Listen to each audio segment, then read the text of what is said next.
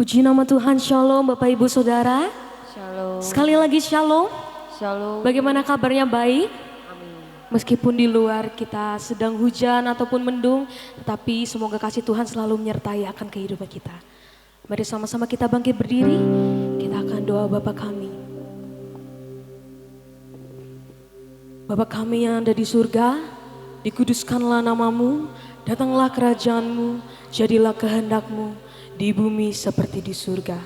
Berikanlah kami pada hari ini makanan kami yang secukupnya, dan ampunilah kami akan kesalahan kami, seperti kami juga mengampuni orang yang bersalah kepada kami. Dan janganlah membawa kami ke dalam pencobaan, tetapi lepaskanlah kami daripada yang jahat. Karena Engkaulah yang mempunyai kerajaan dan kuasa dan kemuliaan sampai selama-lamanya. Amin. Silakan duduk kembali Bapak Ibu Saudara. Mari sama-sama kita siapkan hati kita. Kita akan muji muliakan nama Tuhan. Kami percaya Tuhan, walaupun dunia telah berubah Tuhan, orang-orang di sekitar kami berubah Tuhan, setiap masalah akan datang bertubi-tubi Tuhan Yesus. Tapi kami percaya Tuhan, Kau akan selalu beserta dalam kehidupan kami Tuhan Yesus. Kau akan selalu menyertai Tuhan, dan Kau tak akan melepaskan tangan kami Tuhan Yesus. Kau akan selalu genggam Tuhan. Sama-sama katakan. Walau dunia berubah, namun kasih-Mu Tuhan tetap sama di hidupku. Kau setia dalam setiap rencana-Mu. Ku percaya hidup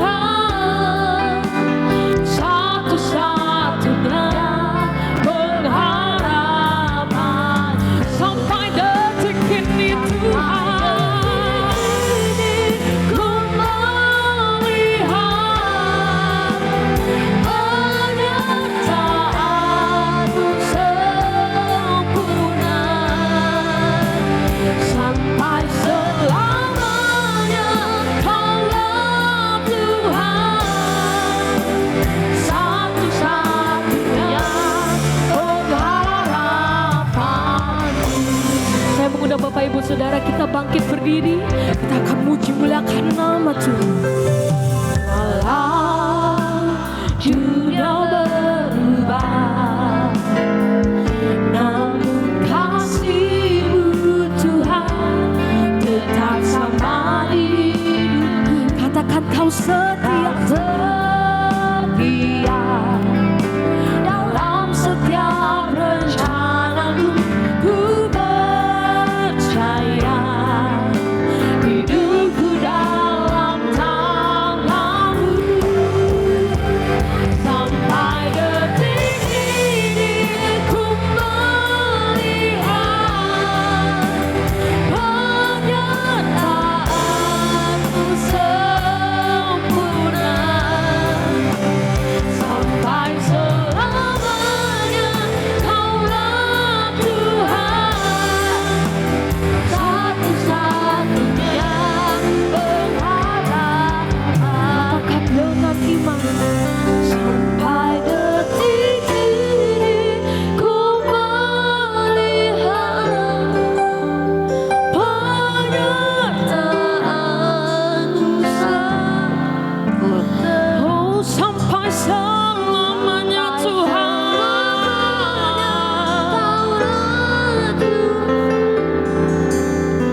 satu-satunya pengharapan. Sampai detik ini Tuhan, sampai detik ini ku melihat penyertaan-Mu sempurna.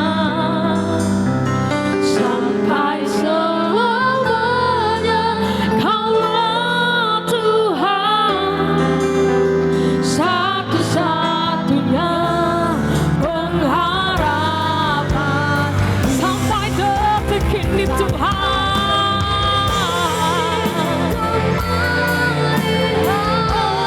Engkau menyertai kami Yesus. Sampai selamanya Kaulah Tuhan, Engkaulah Tuhan, pengharapan satu-satunya.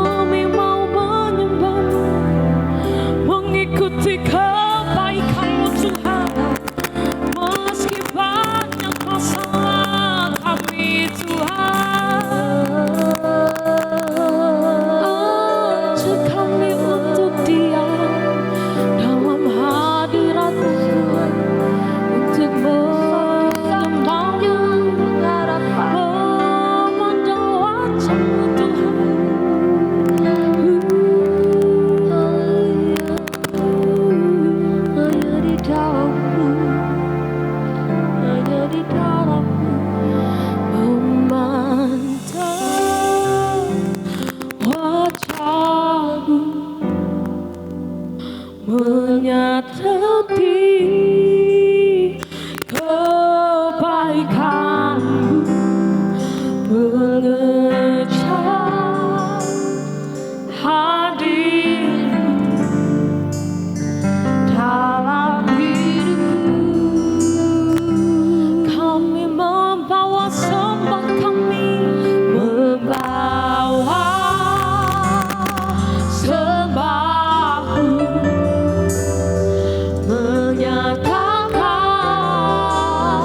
kebesaranmu, mengejar hadirmu dalam hidupku.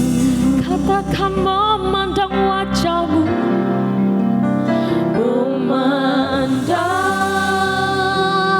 wajah, mengikuti kebaikanmu, mengikuti kebaikan, mengejar hadirmu Tuhan, hadirmu dalam hidupku. Kami mau membawa sembah kami Tuhan, membawa sembahku, menyatakan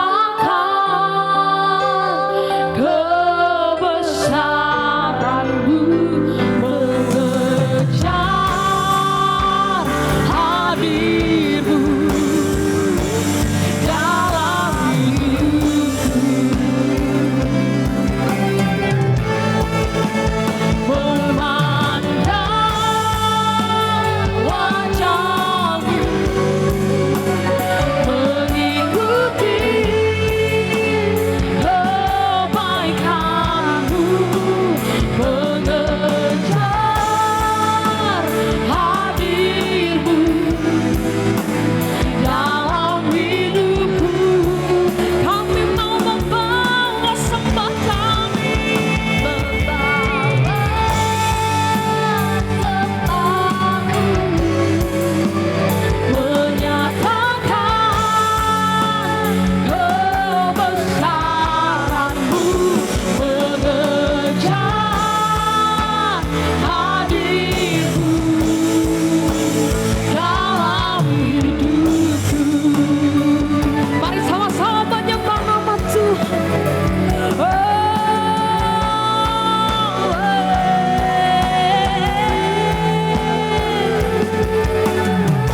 Katakan memandang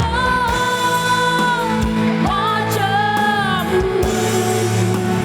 mengikuti kebaikanmu, mengejar hadirmu dalam hidupku. Oh Tuhan, membawa sembahku, menyatakan kebesaranmu, mengejar hadirmu dalam hidupku. Mengejar hadirmu Tuhan, mengejar hadirmu dalam hidupku. Mengejar hadirmu, mengejar hadirmu dalam hidupku. Beri kemuliaan bagi nama Tuhan. Dia Tuhan yang besar, Dia Tuhan yang mulia. Ya Tuhan, sebentar lagi kami akan memberikan sembah kami, pujian kami Tuhan. Kiranya Kau berikan hikmat dari setiap pribadi kami Tuhan Yesus, dan Kau jadikan segala penyertaan-Mu Tuhan. Haleluya, amin. Shalom Bapak Ibu Saudara. Shalom. sebelah kanan, saya mau dengar suaranya. Shalom Bapak Ibu Saudara. Yang di kanan ada 5.000 orang. Yang sebelah kiri, shalom Bapak Ibu Saudara. Oke, coba Bapak Ibu Saudara semuanya, shalom Bapak Ibu. Beri kemuliaan bagi nama Tuhan. Mari sama-sama kita puji muliakan nama Tuhan lebih dahsyat lagi.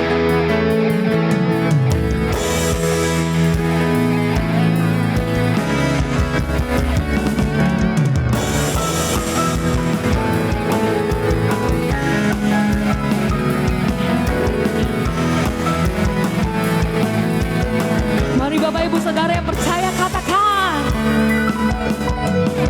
Diberi kuasa dari Raja mulia, menaklukkan musuh di bawah kakiku. Ku pakai kuasa-Mu Tuhan, kuasa dari Raja mulia. Bila Allah ada bersamaku, siapa jadi lawanku? Katakan, sungguh besar Kau Tuhanku, Engkau perisai hidupku. Ku berdiri dengan iman, iman dalam Yesus Tuhan. Kau yang memberi kemenangan, ku bersorak merayakan. Terpujilah Kau Raja, segala raja.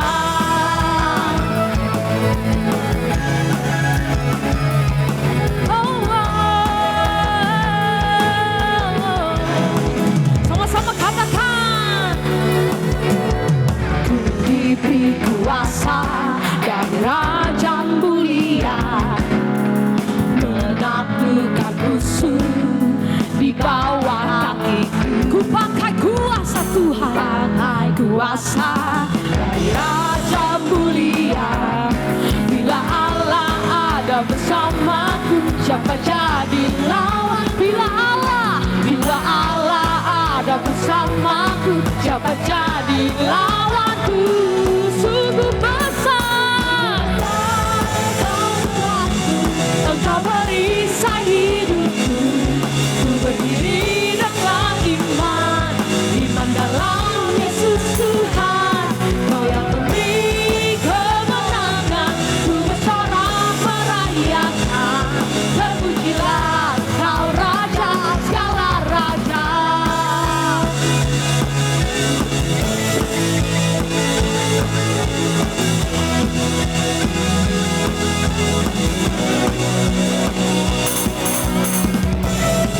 Bapak Ibu percaya bahwa Tuhan Yesus berkuasa, amin.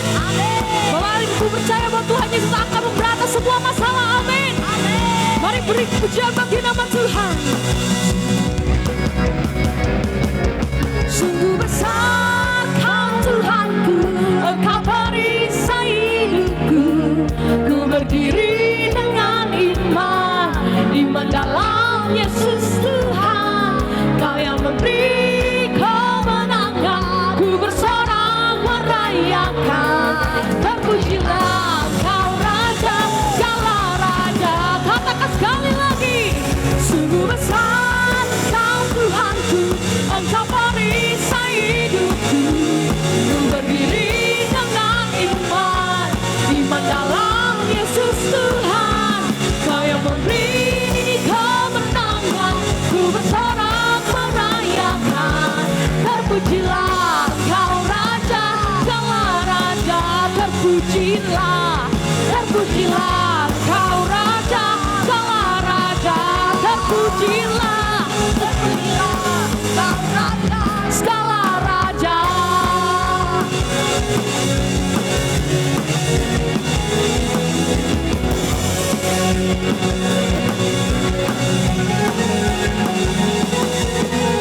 Beri kemuliaan bagi nama Tuhan. Masih ada sukacita, amin. Amin. Coba colek kanan kirinya. Ayo jangan ngantuk, ayo muji Tuhan. Jangan tuh, coba belakang depannya, coba disapa dulu. Ayo jangan ngantuk, kali aja masih ngantuk, ayo. Mari kita sama-sama terbang dengan Tuhan. Sebab kita percaya bahwa Tuhan Yesus adalah pelita bagi kaki kita dan terang terang bagi setiap jalan-jalanku.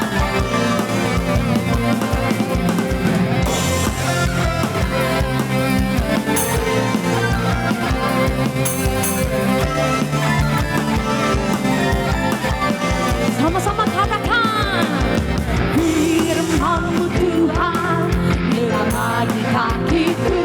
Janji Tuhan, janji-Mu, terang bagi jalan-jalanku. Kebenaran-Mu menuntutku setiap hari. Ku menantikan-Mu, beri kekuatan baru. Katakan, ku kan terbang tinggi di awan bersama-Mu dalam kemuliaan. Sebab firman-Mu teguh menopang, ku kan aman dalam-Mu Tuhan.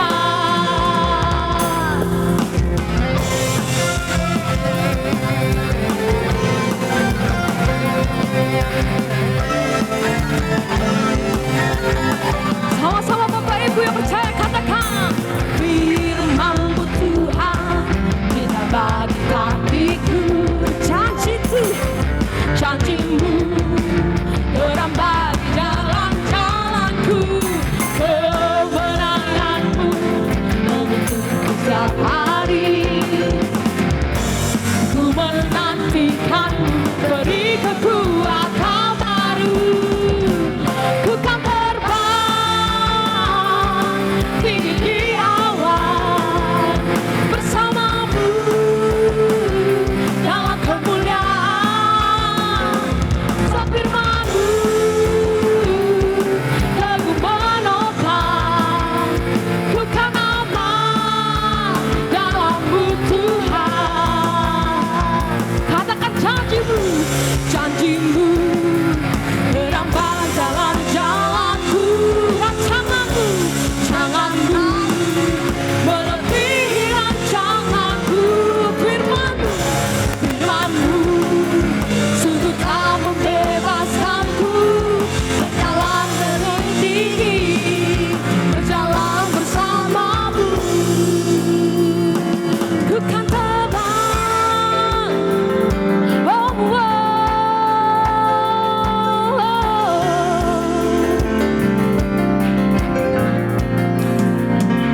Sebab firman-Mu teguh menopang, ku kan aman dalam-Mu Tuhan. Katakan, ku kan terbang tinggi di awan bersama-Mu dalam kemuliaan. Sebab firman Tuhan teguh menopang, ku kan aman dalam-Mu Tuhan. Ku kan terbang tinggi di awan bersama-Mu dalam kemuliaan. Sebab firman-Mu teguh menopang, ku kan aman dalam-Mu Tuhan. Ku kan aman dalam-Mu Tuhan. Ku kan aman, ku kan aman dalam-Mu Tuhan.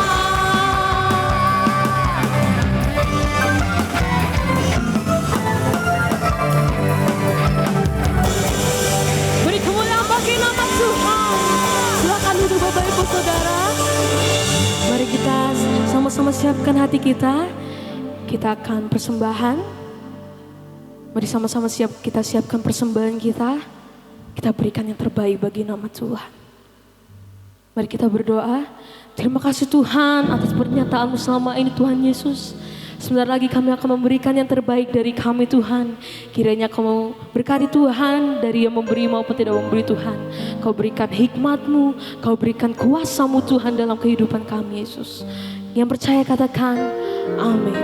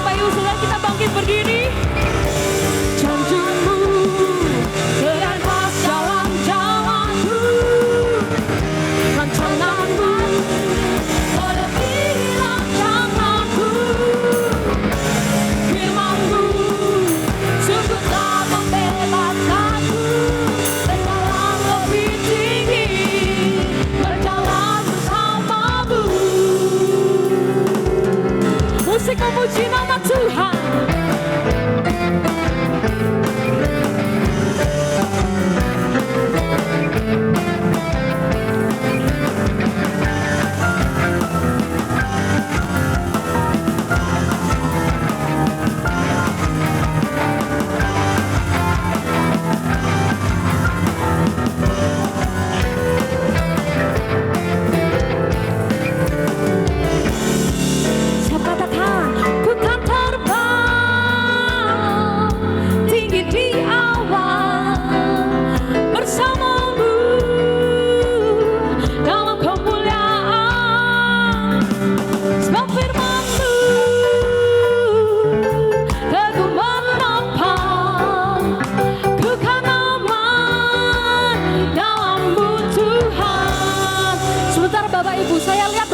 Dari tadi puji Tuhannya cuma gini-gini doang, cuma gini-gini doang.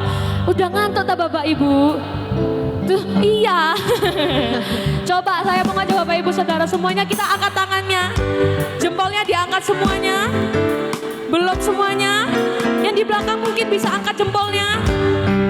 Oke, sambil pujian ya. Sambil sama katakan, ku kan terbang tinggi di awan. Asik. Bersamamu dalam kemuliaan, sebab firman-Mu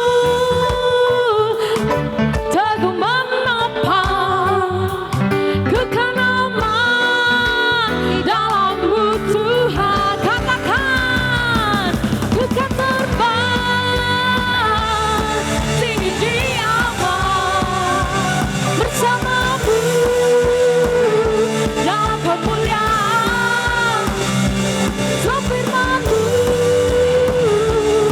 teguh menopang, kekal aman dalam-Mu Tuhan. Bukan aman, bukan aman dalam-Mu Tuhan. Bukan aman dalam-Mu Tuhan. Beri kemuliaan bagi nama Tuhan.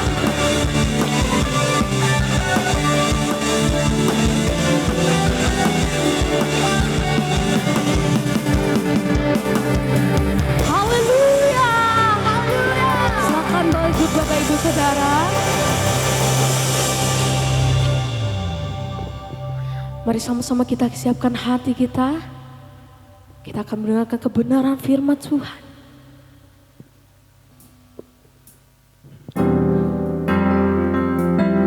Biar dalam kesesakan kami Tuhan, dalam keraguan kami Tuhan Yesus, kami percaya Engkau akan selalu untuk ada kami Tuhan Yesus. Kau akan mendekat kami Tuhan. Kau akan memeluk kami Yesus. Dan Kau akan berkata, ku milik-Mu Tuhan. Sama-sama katakan, dalam kesesakanku Kau beri kedamaian-Mu. Dalam keraguan ku temukan wajah-Mu. Karena pengorbanan-Mu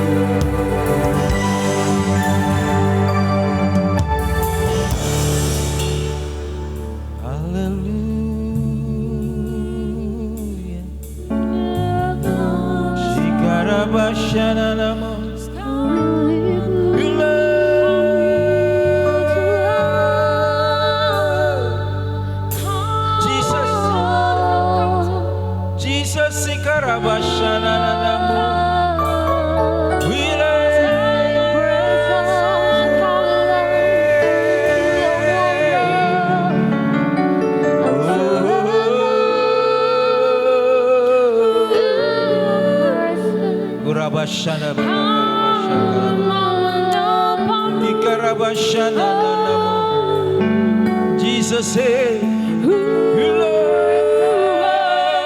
Jesus.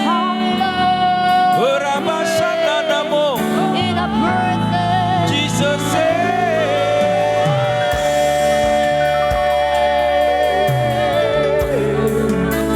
oh Jesus. Urabakahia rabashena. You Lord Jesus.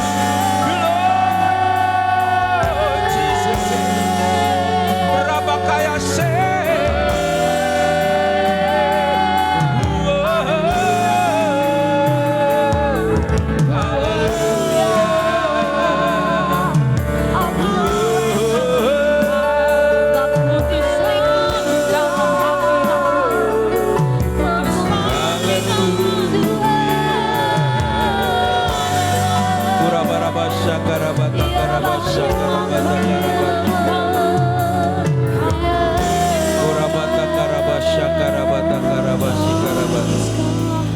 Bapa yang dahsyat, Bapa yang kami sembah dalam nama Yesus, dengan kekuatan kuasa Roh Kudus, kami menaikkan syukur kami boleh masih beribadah, semua karena anugerah kasih dan rahmat-Mu.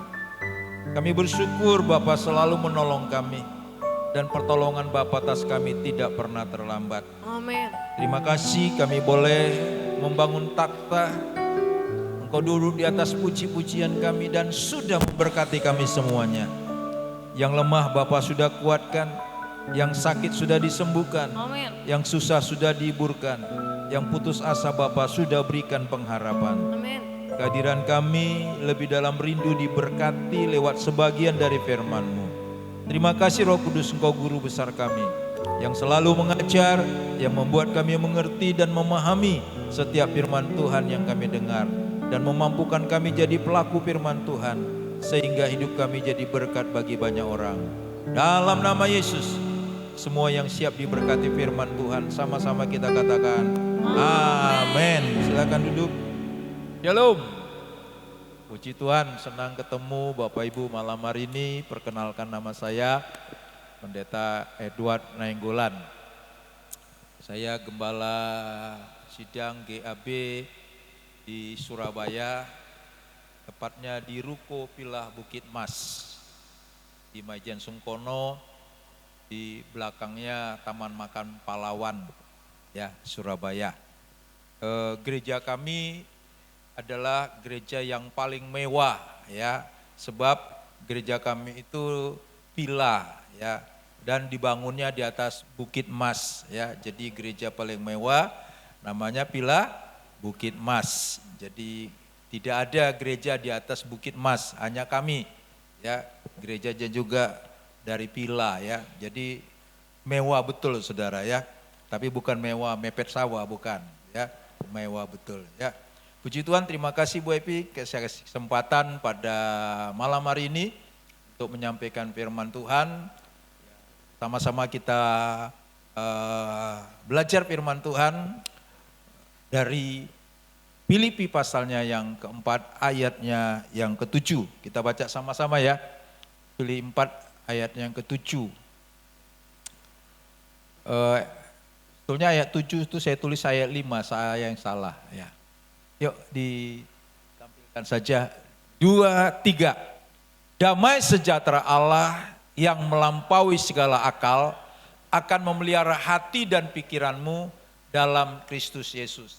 Di PowerPoint-nya enggak apa-apa, cuman ayatnya saja saya tulis salah. Sebetulnya ayat 7, tapi saya tulis ayat 5, tapi kata-katanya benar, ya. Dikatakan hendaklah kamu dalam hidup bersama ayat 7-nya betul, saya ulangi tadi ayat 7 coba. Ya, ayat 7-nya. Damai sejahtera Allah yang melampaui segala akal akan memelihara hatimu dan pikiranmu dalam Kristus Yesus. Ya, ternyata saya juga salah membuat ayatnya ya. Nah, karena dikatakan di sana damai sejahtera ya, dari Allah itu memelihara pikiran dan hati kita. Nah, dikatakan di sana damai sejahtera.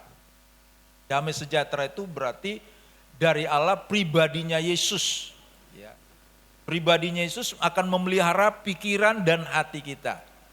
Karena pikiran ini sumber dari apa yang kita lihat bergejolak lalu masuk di hati.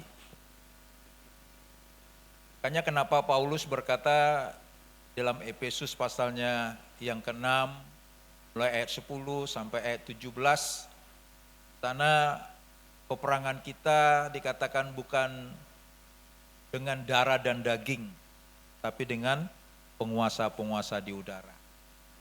Lalu dari ayat 13 sampai 17 dikatakan, hendaklah kamu melengkapi dengan kelengkapan senjata Allah. Salah satunya adalah ketopong keselamatan. Lalu ada perisai iman. Nah, saudara, supaya apa kita memakai ketopong itu? Karena iblis memakai panah. Panahnya itu panah masalah. Panah kekecewaan. Panah sakit hati. Panah putus asa. Jadi dipanah, tapi kalau kita pakai ketopong keselamatan atau pakai helm, ya, makanya kenapa Paulus menggambarkan di situ pakai senjata Allah tapi dalam bentuk tentara zaman dulu.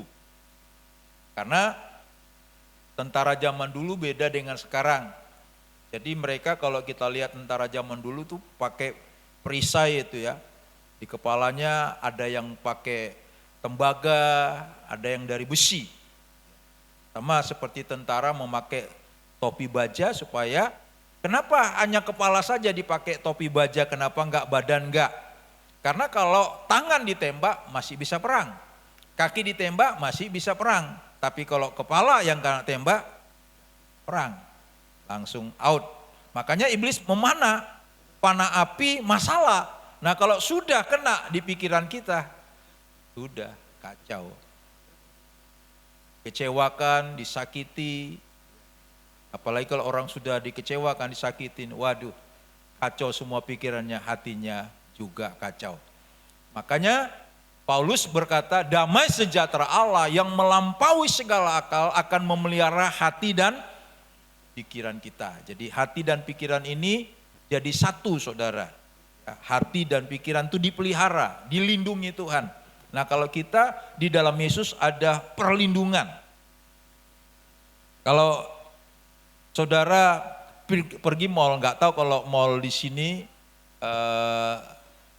saya rasa nggak ada lift yang kelihatan ya. Dulu kalau di TP awal-awalnya ada lift di depan tuh TP1, kalau naik lift itu liftnya itu dari kaca. Ya. Jadi kalau orang naik lift bisa kita lihat. Nah seperti itulah kita di dalam lift kapsul.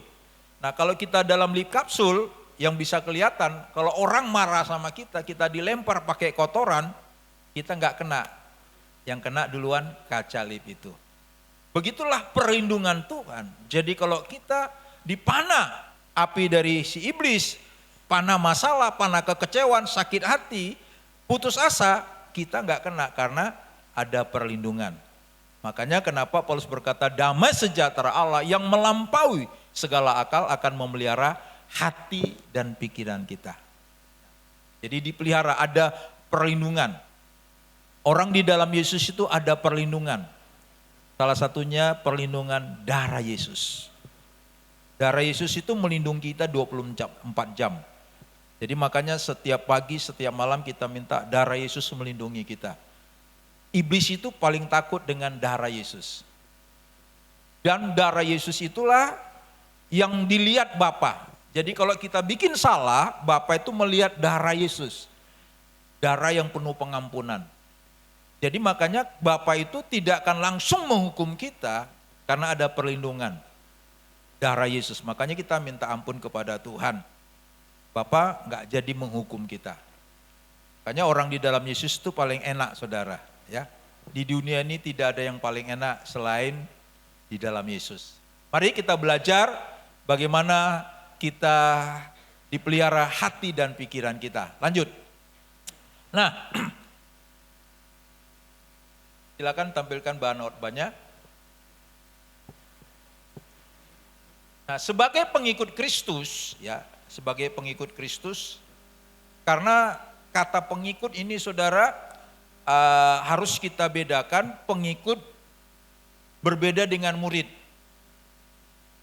Ada orang hanya ikut Yesus, tapi nggak jadi murid. Ada orang ikut-ikutan. Nah, kita jadi pengikut Kristus dan juga jadi murid. Nah, kita sebagai pengikut Kristus, saudara, kita harus memiliki yang bernama pikiran dan perasaan Kristus Yesus. Ya, kita memiliki pikiran dan perasaan Kristus Yesus. Katakan memiliki pikiran dan perasaan Kristus Yesus. 2, 3. Memiliki pikiran dan perasaan Kristus Yesus. Jadi sebagai pengikut Yesus kita memiliki pikiran dan perasaan Kristus Yesus. Yang pertama pikiran. Di dalam 1 Korintus 2 ayat 16, baca sama-sama 2, 3. Sebab siapakah yang mengetahui pikiran Tuhan sehingga ia dapat menasihati dia, tetapi kami memiliki pikiran Kristus. Jadi yang di pikiran kita ini Kristus. Gak ada orang bisa nasihatin Tuhan, gak ada. Tetapi kita memiliki pikiran Kristus. Artinya apa? Kan Alkitab berkata, jalanku bukan jalanmu, pikiranku bukan pikiranmu. Tetapi kalau kita di dalam Yesus, Yesus dengan damai sejahtera memelihara pikiran kita, ya, perasaan kita, kehendak kita, maka saudara, ya, pikiran kita, pikiran Kristus. Jadi selaras kita dengan Yesus. Apa yang Yesus mau kita lakukan. Sedikit mumpung ingat, ya, bagi saudara kalau berdoa mau untuk persembahan, ya, ini kasih tahu saja, jangan doakan Tuhan berkatilah orang yang memberi tidak memberi. Kalau nggak memberi juga diberkati, ngapain memberi? Lebih bagus nggak usah memberi. Kalau toh memberi diberkati. Kalau Anda berdoa dalam nama Yesus, tumbuh pohon mangga di depan rumah, tapi Anda nggak pernah tanam biji mangganya. Biar Anda nangis darah, pohon mangganya nggak akan tumbuh, ditanam dulu benihnya. Jadi kalau orang nggak menabur, bagaimana mau diberkati Tuhan? Jadi tolong ya, doanya itu ya diberkatilah yang memberi. Yang kedua, ada lagi gini orang berdoa, Tuhan berkatilah tangan-tangan yang memberi. Kok tangannya yang diberkati? Ya, pribadinya lah, berkatilah orang-orang yang memberi, cukup begitu saja, nggak usah tangan-tangan Tuhan. Tangan ini yang diberkati. Ya. Nah, mumpung ingat ya, mumpung ingat. Jadi kita harus memiliki pikiran Kristus, jadi selaras. Yesus mengajarkan siapa menabur dia menuai. Tidak ada orang nggak menabur bisa nuai, nggak ada, nabur dulu. Jadi makanya kita sesuai pikiran Kristus ya. Jadi kita miliki pikiran Kristus. Kalau dalam terjemahan Indonesia sehari-hari, lanjut, dikatakan dalam terjemahan Indonesia sederhana, dikatakan manusia tidak mungkin mengetahui pikiran Tuhan.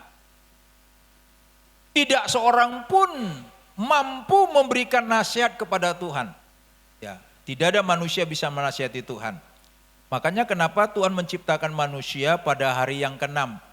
Kenapa enggak hari yang pertama?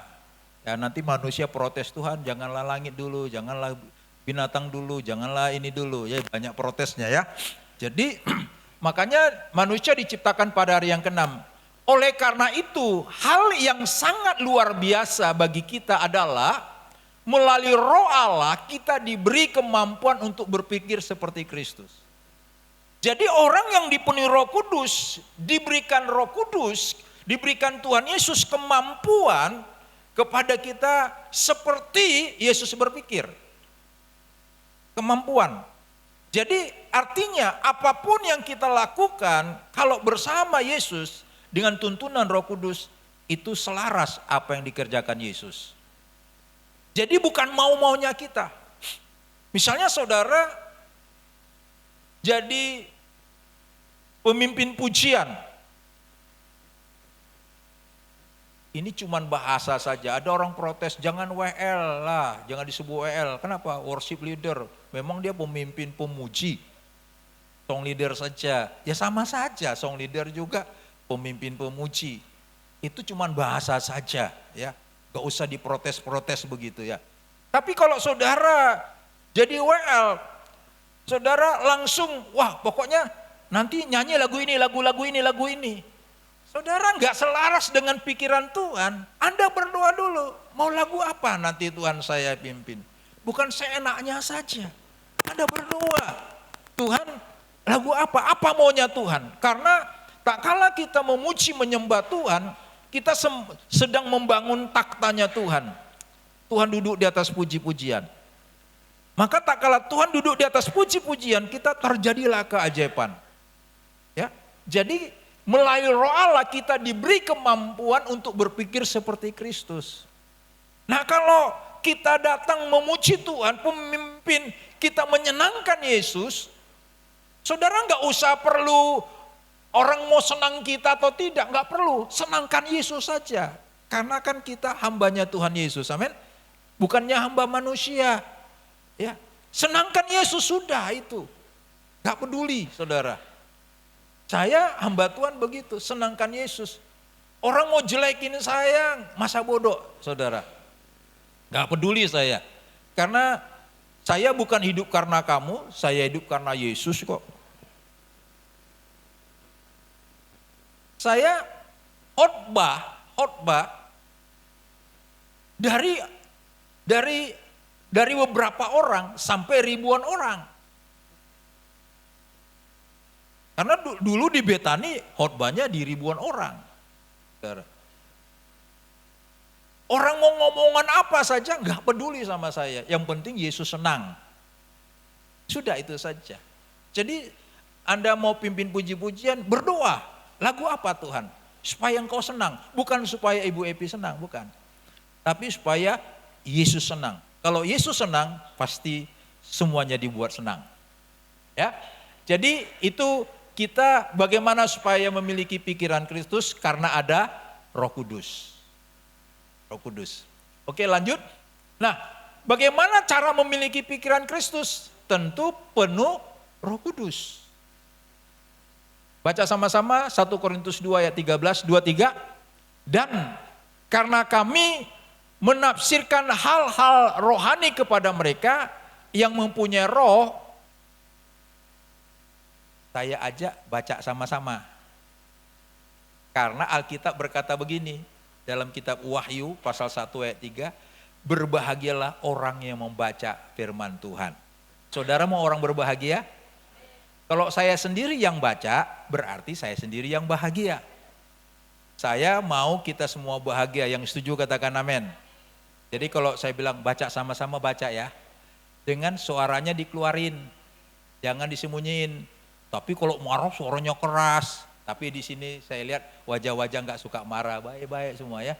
Makanya Ibu Epi senang melayani saudara karena saudara orangnya baik-baik semuanya. Yuk baca sama-sama 1 Korintus 2:13, 23.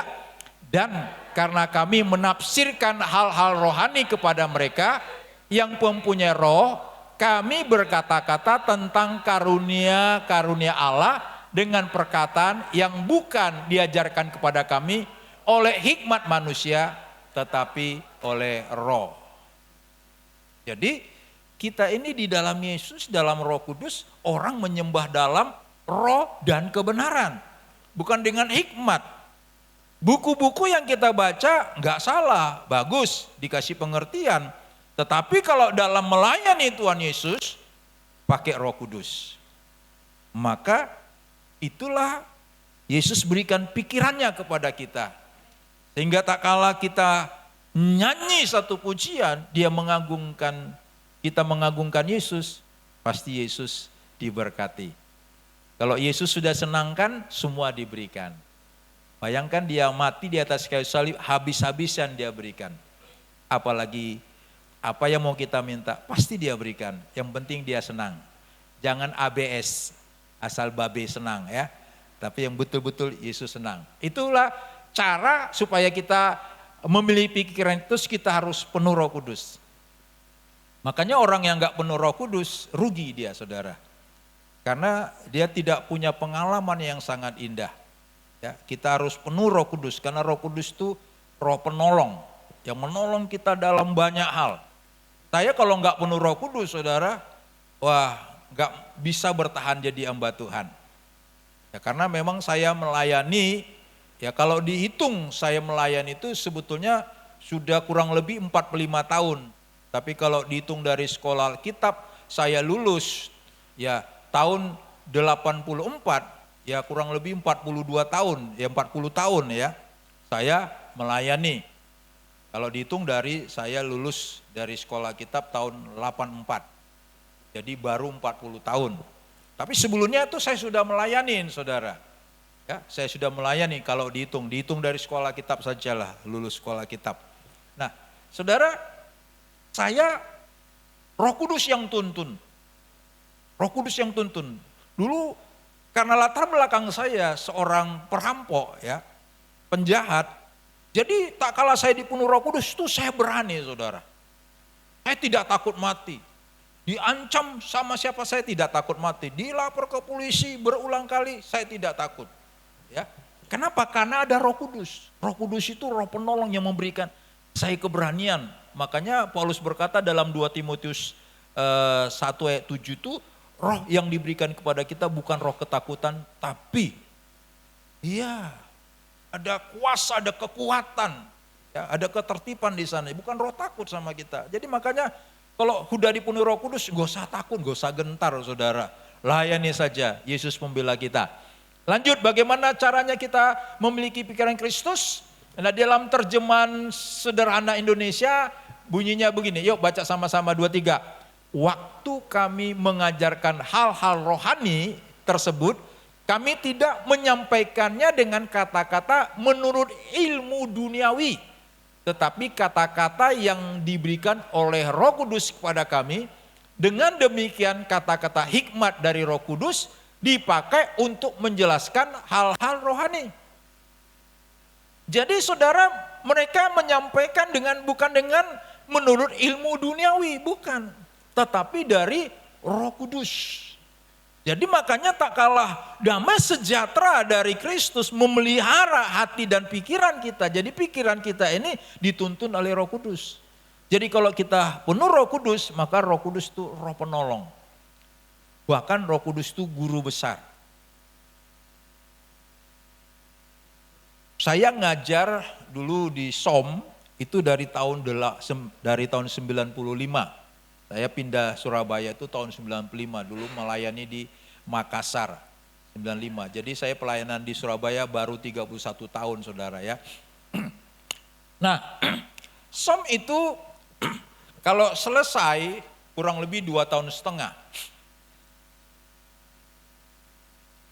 Nah, yang ikut SOM itu saudara, itu dari umur muda kurang lebih 12 tahun sampai umur 80 lebih. Karena di SOM itu enggak melihat usia, karena bukan untuk mendapatkan ijazah. Ya.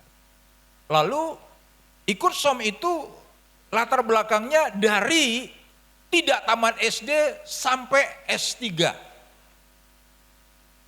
Status sosialnya dari yang istilahnya gembel sampai orang kaya. Nah itu ikut SOM. Jadi waktu ngajar SOM itu pertanyaan-pertanyaan orang yang udah S2, S3 itu yang ikut SOM, waduh, mereka itu nyerangnya habis-habisan. Saya nggak S3, tetapi karena ada Roh Kudus, saya selalu dengar suara Roh bilang, ini jawabannya, ini jawabannya. Sehingga saya bingung, saya tidak ada memori untuk menjawab itu, tetapi Roh Kudus mengajar. Nah, apalagi waktu saya disuruh ngajar som itu di penjara Kalisosok. Di penjara Kalisosok itu yang ditahan di sana 15 tahun, 20 tahun, 30 tahun. Nah, jadi mereka ikut som itu Senin pagi, yang sudah lulus sampai 4-5 kali, daripada di sel ya lebih bagus ikut kan di ruangan. Jadi mereka itu benarnya hanya tajam-tajam. Tapi saya bisa jawab semua karena ada Roh Kudus. Bukan karena saya baca buku, bukan. Saya bingung. Roh Kudus, apa jawabannya? Lalu saya dengar suara, ini jawabannya. Jadi bukan dengan menurut ilmu duniawi, bukan. Tetapi dari Roh Kudus yang menjelaskan. Jadi bagaimana caranya supaya kita bisa memiliki pikiran Kristus penuh dengan Roh Kudus? Ya, lanjut. Nah, pikiran Kristus dalam bahasa Yunani disebut nous Christo. Nous Christo. Nous itu pikiran, akal budi, cara berpikir, ya cara pemahaman. Ini mencakup cara menilai, menyimpulkan dan bersikap terhadap apapun.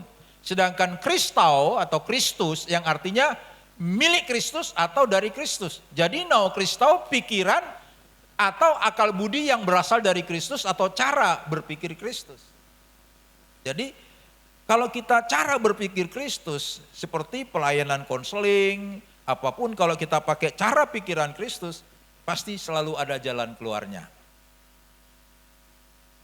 Orang konseling kepada saya, orang tanya mimpi kepada saya bilang begini, kalau Anda punya mimpi, jangan tanya pendeta. Loh, kok jangan tanya pendeta? Saya kasih contoh.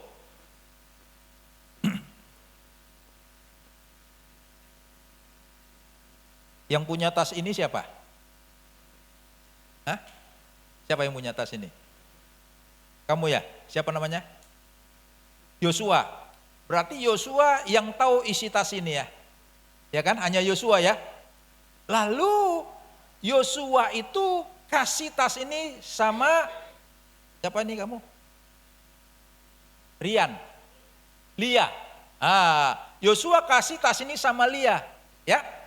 Nah, yang tahu isi tas ini kan hanya Yosua, dikasih sama Lia.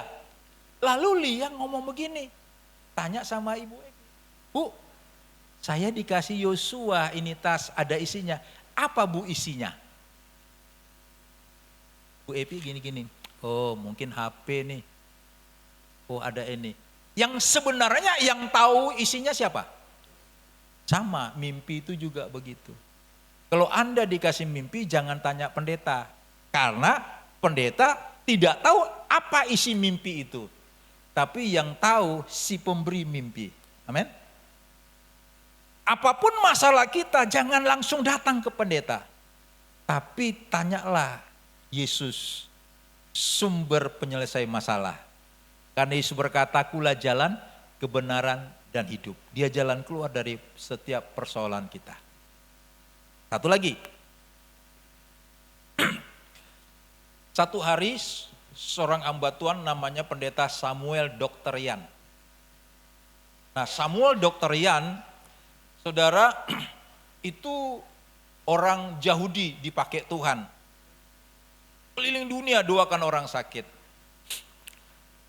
Lalu satu hari Samuel Dr. Yan ini nanya sama Tuhan, Tuhan Yesus, kenapa saya nggak pernah sakit? Tuhan Yesus bilang, engkau tuh sering sakit. Loh, tapi kenapa saya nggak pernah rasakan?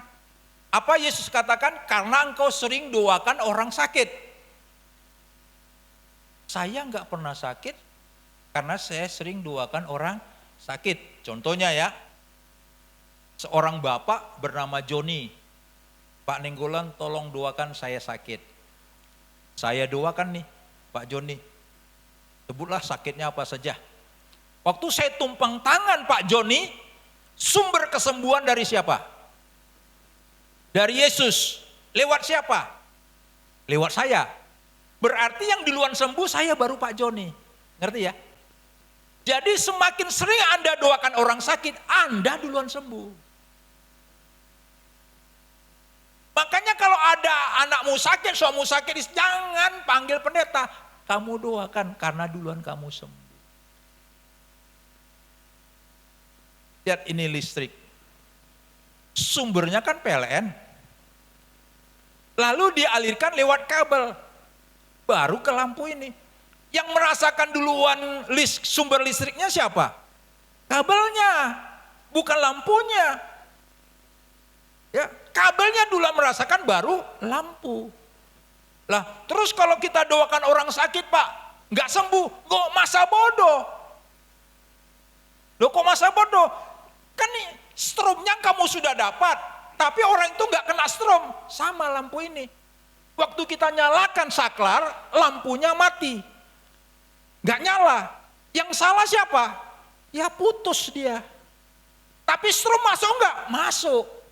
Jadi waktu Anda doakan orang sakit nggak sembuh, kenapa nggak sembuh? Karena dia nggak punya iman. Ngerti ya?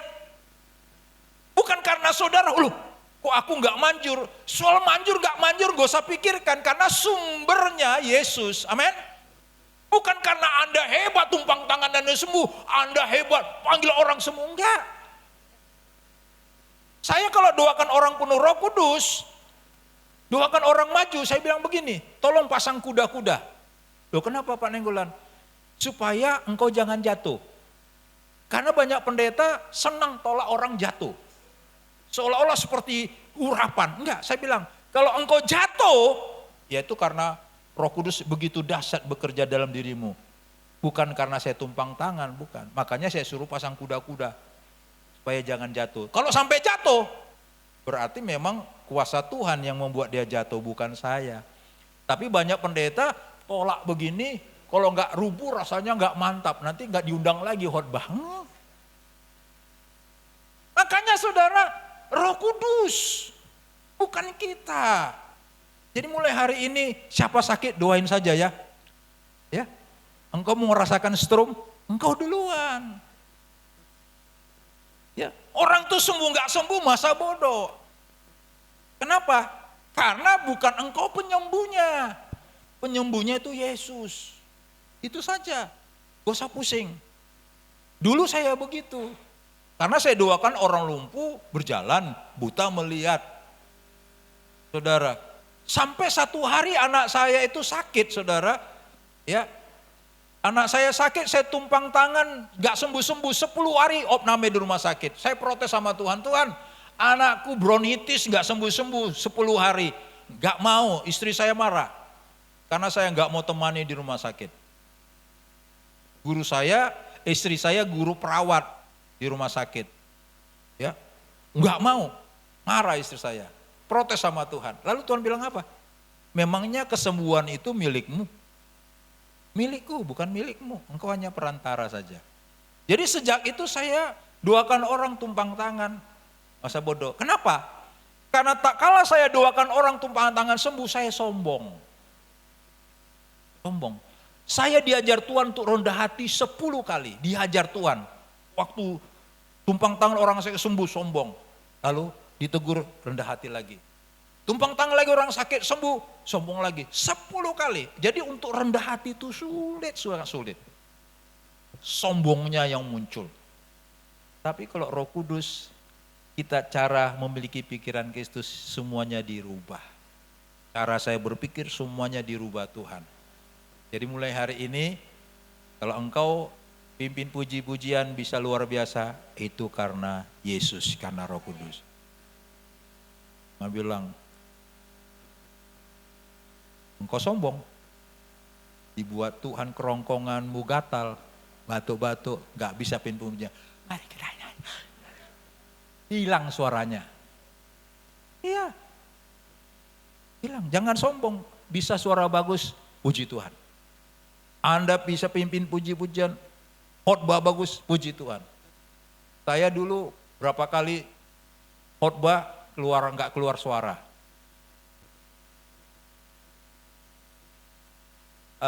Lalu ada dia yang bilang, Pak, minum dulu, minum.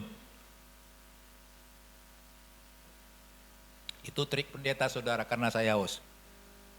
Supaya jangan ketahuan haus, jadi diceritain begitu ya. Gak bisa keluar. Wah, orang tahu Pak Nenggolan suaranya besar.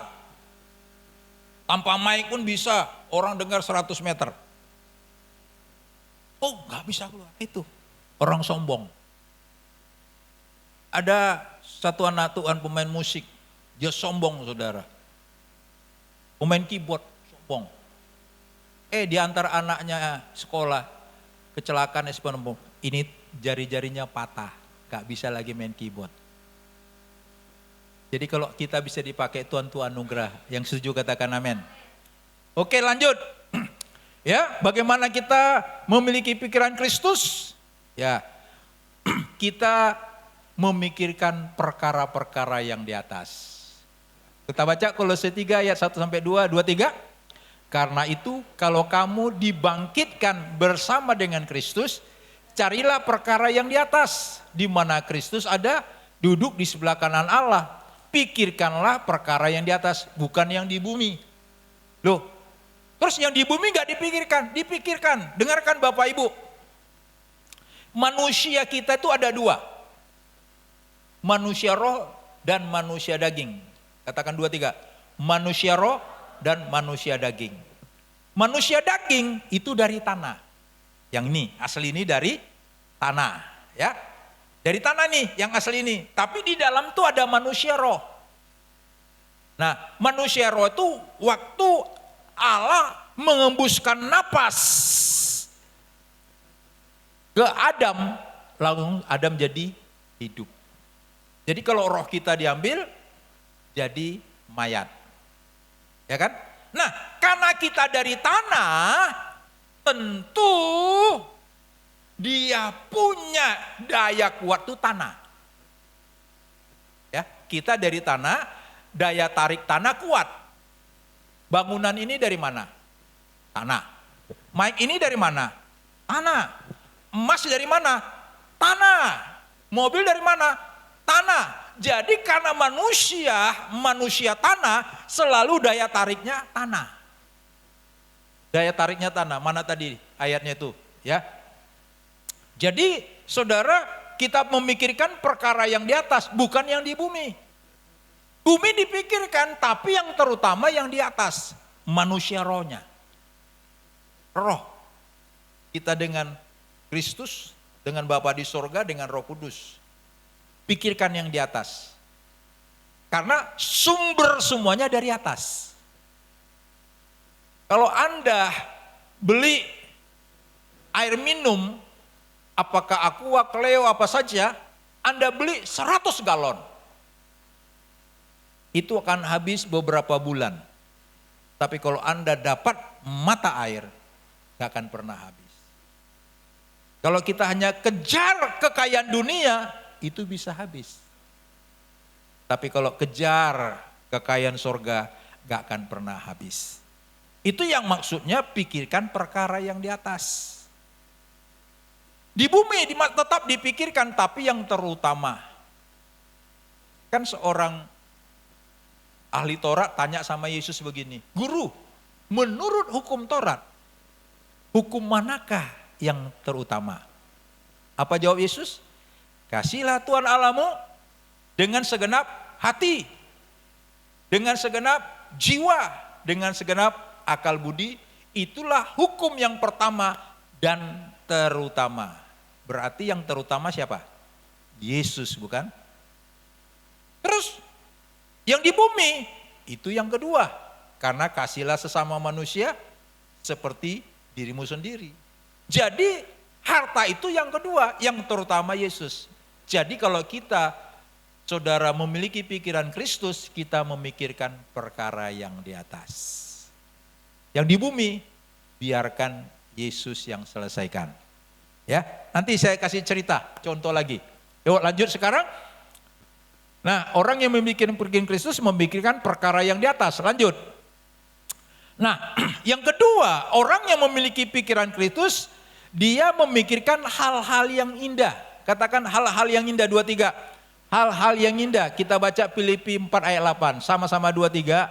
Jadi akhirnya saudara-saudara, semua yang benar, semua yang mulia, semua yang adil, semua yang suci, semua yang manis, semua yang sedap didengar, semua yang disebut kebajikan dan patut dipuji, pikirkanlah semuanya itu.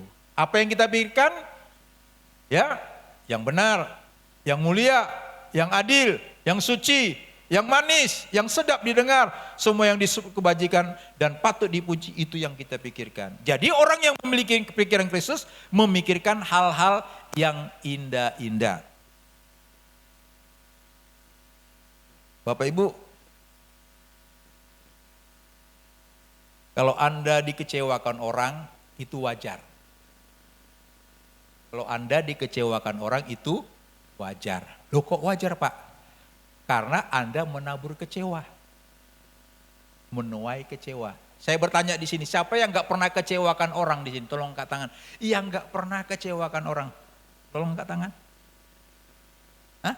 Berarti semua pernah kecewakan orang.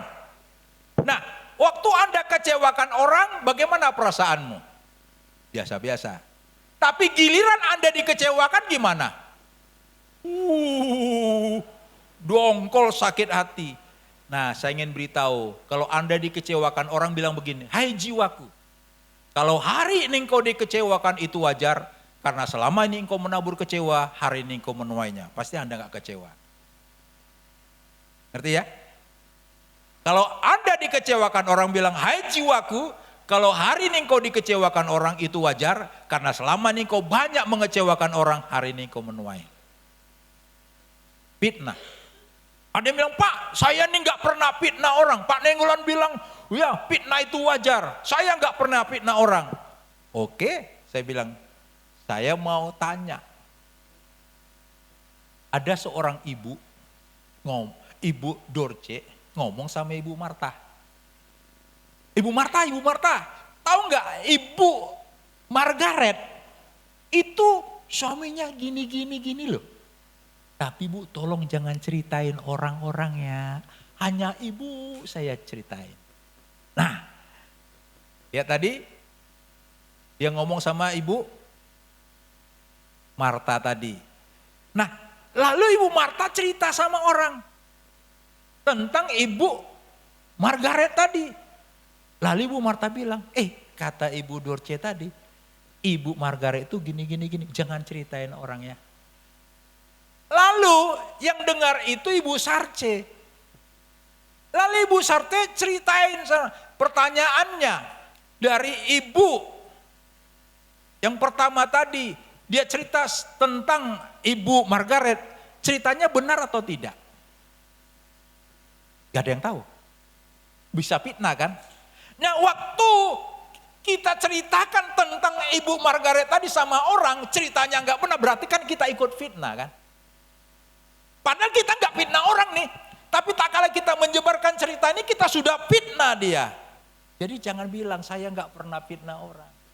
Waktu Anda ceritakan orang lain, Anda ikut fitnah. Yang ngerti katakan amin. Halo? Jadi waktu Anda difitnah orang bilang begini, hai jiwaku, kalau hari ini engkau difitnah itu wajar karena selama ini engkau banyak menabur fitnah, engkau hari ini menuainya. Pasti Anda nggak sakit hati.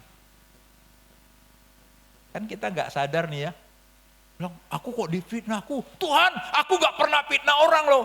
Tuhan bilang kamu sering fitnah orang, cuman nggak sadar saja. Jadi kalau Anda ceritain orang lain, lalu Anda ceritain juga, padahal kan ceritanya belum tentu benar. Makanya kenapa Alkitab berkata, pikirkanlah hal-hal yang indah-indah. Yang indah-indah pikirkan, yang manis sedap didengar, yang jelek-jelek buang. Kenapa? Kalau Anda disakitin orang, Anda sakit hati, Anda rugi. Kenapa? Sakit hati, ada pepatah Tiongkok berkata begini, orang yang sakit hati Ibarat dia minum racun. Jadi ibarat dia minum racun. Kawan sudah ya. Ibarat dia minum racun berharap orang lain mati. Pertanyaannya, yang mati siapa? Yang minum racun. Jadi orang yang sakit hati itu ibarat dia minum racun berharap orang lain mati. Dia yang mati. Anda seorang wanita diputuskan pacarmu. Lalu Anda sakit hati nih. Kecewa. Udah pacaran 3-4 tahun diputuskan Anda kecewa. Nah, pertanyaannya, si pria yang mengecewakan Anda, dia sedih atau senang? Loh, dia senang, kenapa Anda yang sedih? Dia senang, kenapa Anda yang sedih? Lalu Anda putus asa, gantung diri di bawah pohon tomat, gak mati-mati. Betul tidak? Jadi kalau Anda diputuskan pacarmu, bilang terima kasih Tuhan, berarti dia bukan jodohku. Pasti Tuhan Yesus kasih yang terbaik. Ini enggak karena bucin saudara. Langsung disuruh, ayo pimpin pujian. Enggak, tunggu dulu. Masih bucin ini. Orang lain senang. Anda menderita. Enggak usah. Waktu dulu saya SD, sekarang sudah enggak ada ya. Setiap kami mau pulang sekolah selalu ada lagu. Kita nyanyi, lihat kebunku penuh dengan bunga. Pokoknya setiap mau pulang nyanyi. Ada lagu, sampai hari ini pasti Anda hafal itu lagu. Bukan lagu rohani, lagunya berkata begini. Buat apa susah, buat apa susah. Susah itu, hafal ya. Susah itu, loh kok mau susah? Kalau toh nggak ada gunanya. Halo? Susah nggak ada gunanya? Diputuskan pacarnya ada gunanya nggak? Nggak ada gunanya, kenapa mau susah? Makanya pikirkanlah hal-hal yang indah-indah. Halo? Anda mulai senyum-senyum nih.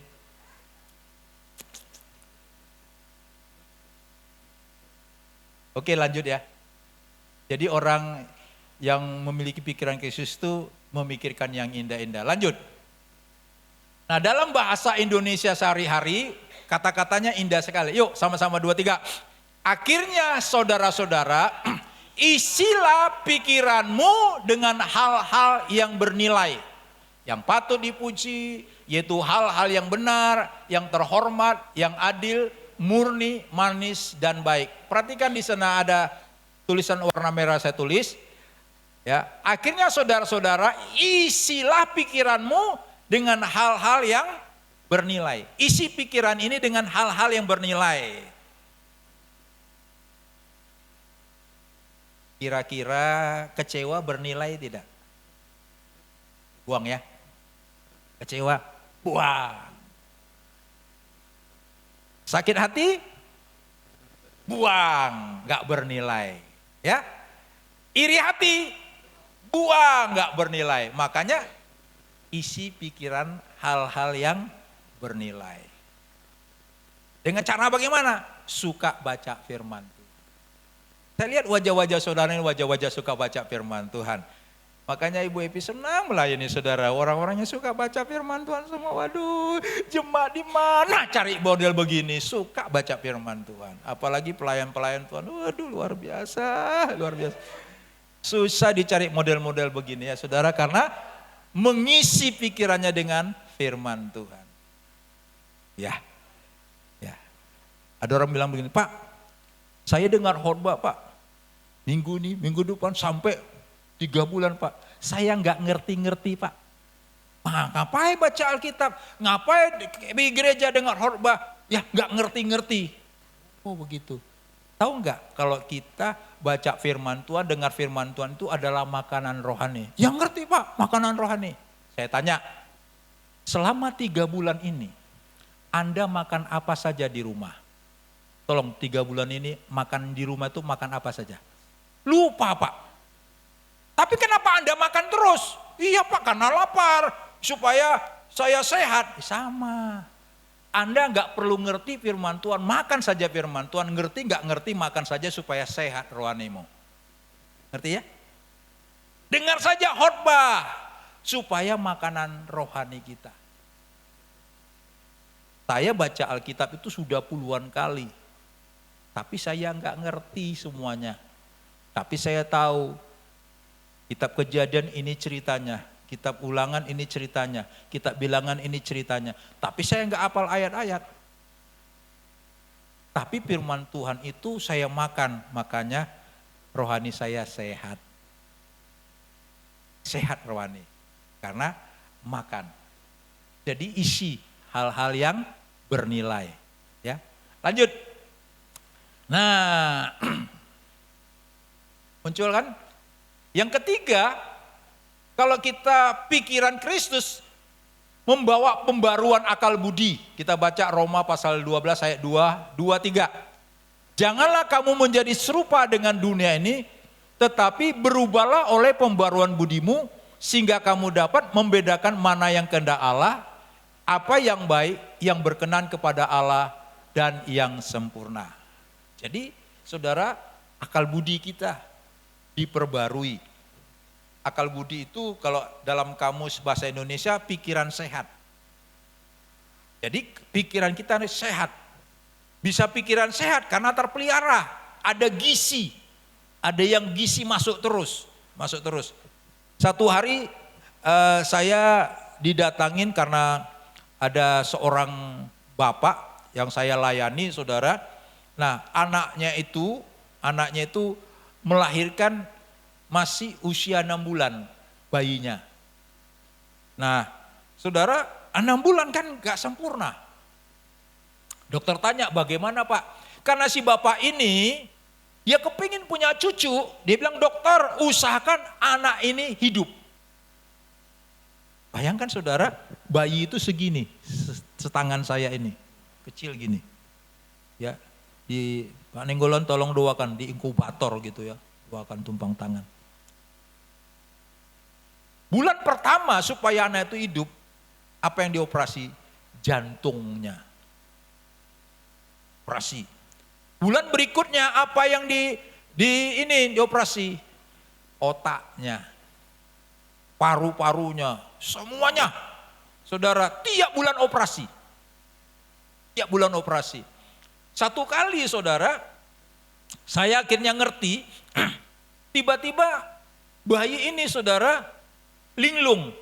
Ini dia, miring-miring, dibawa ke dokter. Ternyata ya saudara di otaknya nih dipasang selang. Ya. Jadi karena dia linglung, cairan di otak ini habis.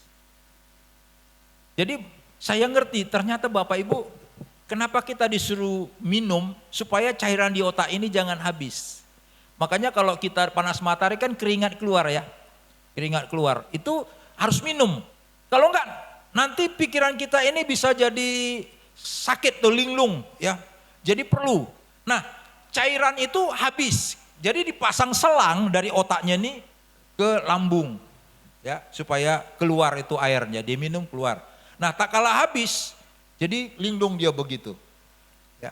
Makanya kalau tersumbat, jadi kalau Anda lihat ada bayi-bayi hidrosipalus, kepalanya gede, itu karena air yang dari otak itu kesumbat, jadi membesar ini kepala. Oh begitu toh dok, iya diberitahu. Jadi makanya kita butuh air. Nah, kalau air kita butuhkan di kepala kita supaya kita nggak linglung, supaya saudara kita sehat, Roh Kuduslah air kehidupan. Kalau pikiran kita dipenuhi air kehidupan, pikiran kita sehat. Amin? Sehat. Makanya orang nggak penuh Roh Kudus beda dengan yang penuh Roh Kudus. Ada air. Pikiran kita sehat terus. Akal budi kita terus diperbarui. Makanya kan keluar dia baru terus. Kita buang air kecil. Baru lagi, minum lagi, baru lagi, minum lagi. Jadi diperbarui terus. Lanjut. Kalau dalam terjemahan Indonesia sehari-hari bunyinya begini. Baca sama-sama 2, 3. Janganlah ikuti norma-norma dunia ini. Biarkanlah Allah membuat pribadimu menjadi baru supaya kalian berubah. Dengan demikian kalian sanggup mengetahui kemauan Allah, yaitu apa yang baik dan apa yang menyenangkan hatinya dan yang sempurna. Wow, jadi makanya saudara, ya, biarkanlah pribadi kita menjadi baru supaya kalian berubah. Roh Kudus terus memperbarui kita sampai kepada kesempurnaan. Makanya saudara, kalau sudah memiliki pikiran Kristus, itu pikiran Kristus. Lanjut. Nah, setelah pikiran Kristus, nah sekarang masuk perasaan Kristus. Tadi kan diperbarui apa? Pikiran dan perasaannya. Pikiran dan hati, perasaan Kristus. Ya, tolong ayat 5, coba kita tulis Filipi 4 ayat 5-nya tadi. Filipi 4 ayat 5. Sebelum kita masuk ke sini. Sama-sama baca 2-3. Hendaklah kebaikan hatimu diketahui semua orang, Tuhan sudah dekat. Ayat 6-nya. Ayat 6. Lanjut ayat 6. 2-3. Janganlah hendaknya kamu khawatir tentang apapun juga, tetapi nyatakanlah dalam segala hal keinginanmu kepada Allah dalam doa dan permohonan dengan ucapan syukur. Lalu ayat 7-nya. 2-3, damai sejahtera Allah yang melampaui segala akal akan memelihara hati dan pikiranmu dalam Kristus Yesus. Nah, kita lanjut sekarang yang berikutnya. Setelah pikiran kita dipelihara, hati kita juga dipelihara. Lanjut tadi. Nah, tentang perasaan tadi.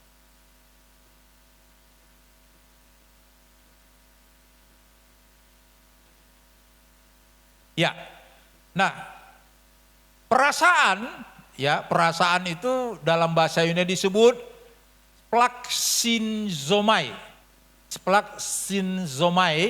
yang artinya tergerak belas kasihan yang dalam. Kata yang paling sering dipakai buat gambaran perasaan Yesus itu dalam Matius 9 ayat 36, kita baca sama-sama 2-3.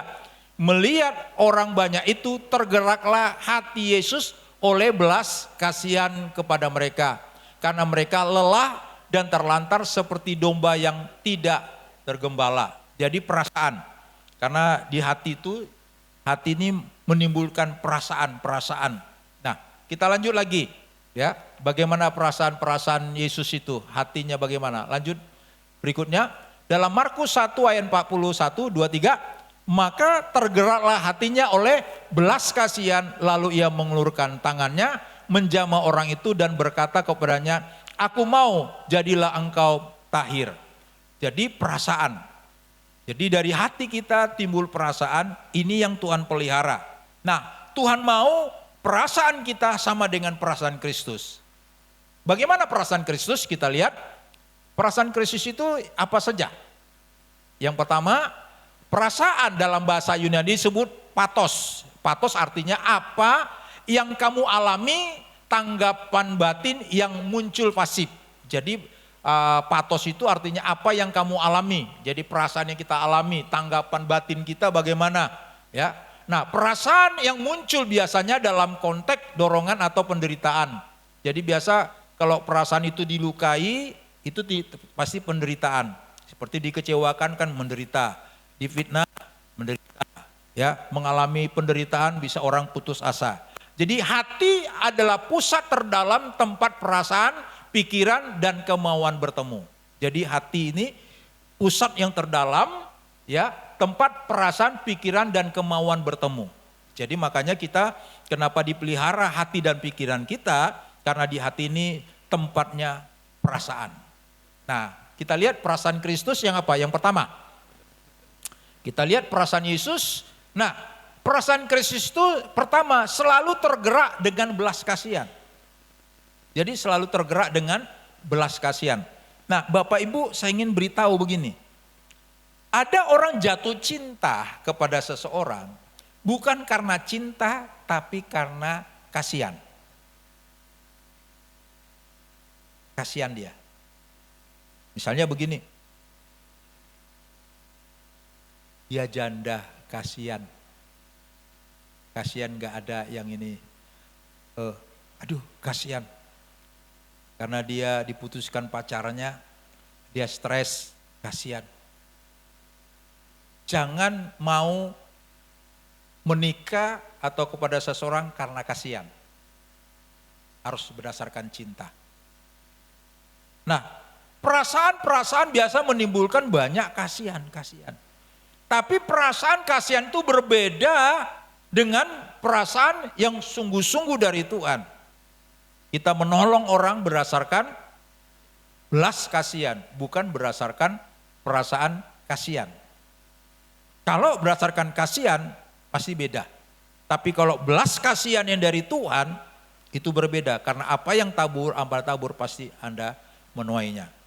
Tapi kalau Anda berpikir, kasihan, bukan karena tergerak.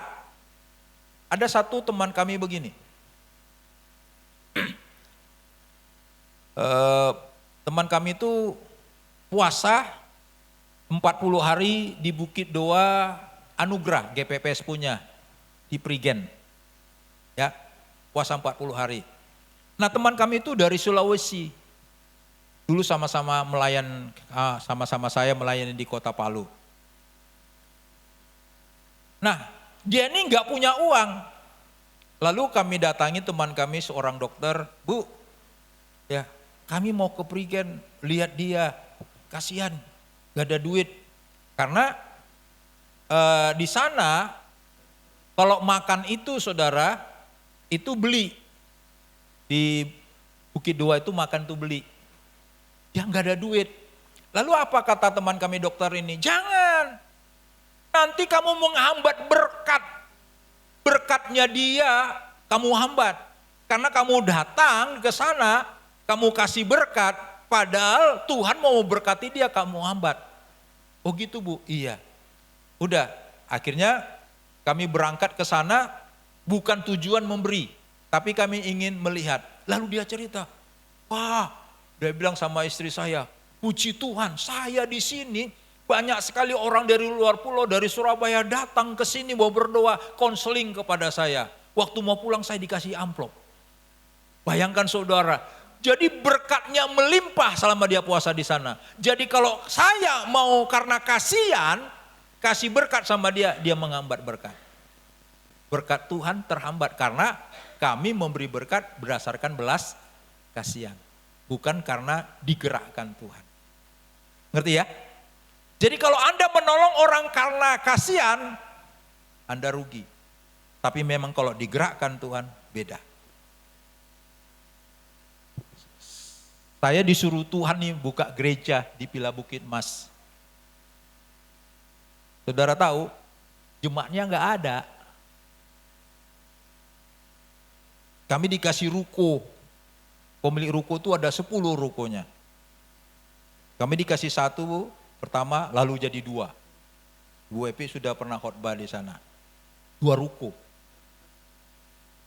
Saudara tahu, ruko itu dia renovasi, dia pasang AC 4, dia kasih monitor TV, dibelikan mixer kecil, saudara, tapi nggak ada alat musik.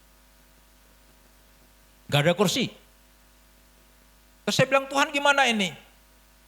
Sudah, ada teman kasih pinjam keyboard.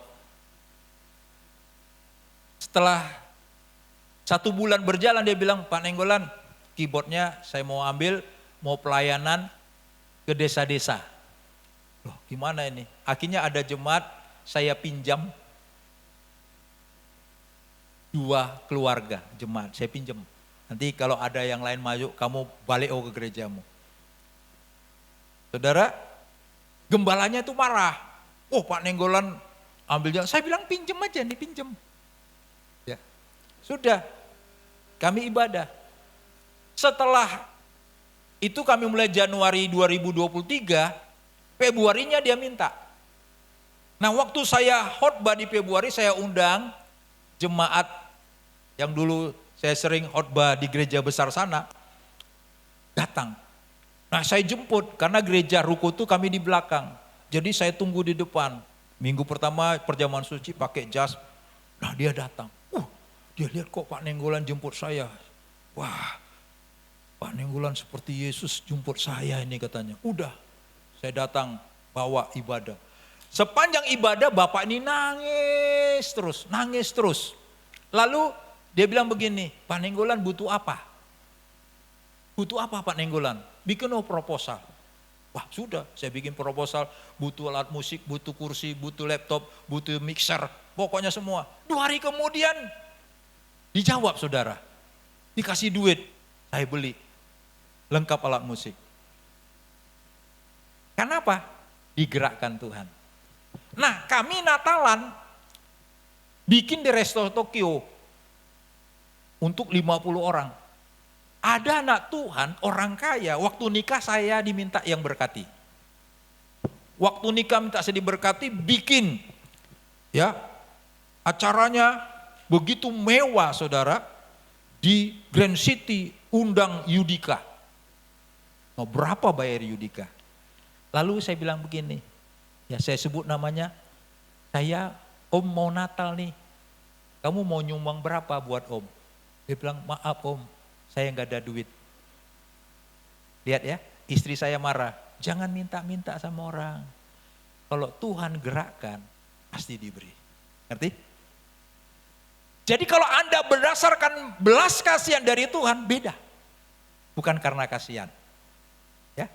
Jadi kita lihat perasaan Kristus, perasaan tergerak dengan belas kasihan. Sampai jam berapa Bu? 3 menit lagi.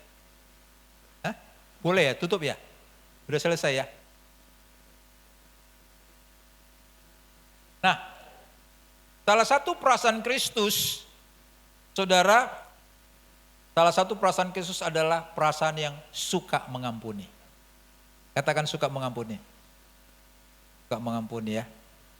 Jadi pelayanan saya banyak sekali penyebab orang kena kanker, stroke, jantung, tumor. Kebanyakan itu gara-gara sakit hati. Dan orang yang sakit hati itu lekas. Orang sakit hati itu apa? Mau sehat? Mau sehat? Suka mengampuni ya. Harus perasaan ini suka mengampuni.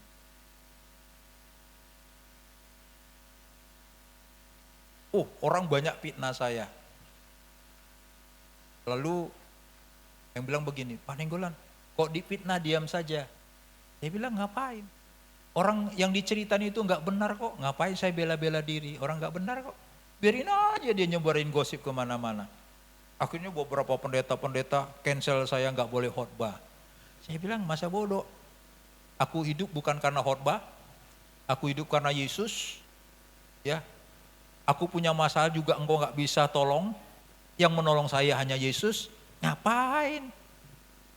Perasaan Yesus suka mengampuni. Mau suka mengampuni? Memang wajah saudara ini wajah-wajah suka mengampuni ya. Sulit dicari seperti saudara ini wajah-wajah suka mengampuni. Makanya sehat-sehat semuanya ya. Senyumnya semuanya luar biasa ya. Jadi, nah begitulah saudara kalau pikiran perasaan kita itu dipelihara oleh Yesus. Saya percaya hidup kita pasti mengalami banyak perubahan. Suka baca firman Tuhan, suka nyembah, hidup kita pasti bahagia. Soal uang itu urusan Tuhan Yesus. Kalau kita dekat sama Yesus pasti luar biasa. Ya. Oke, yuk kita nyembah sedikit. Ya kira-kira kurang lebih 2 jam kita nyembah, terlalu lama ya.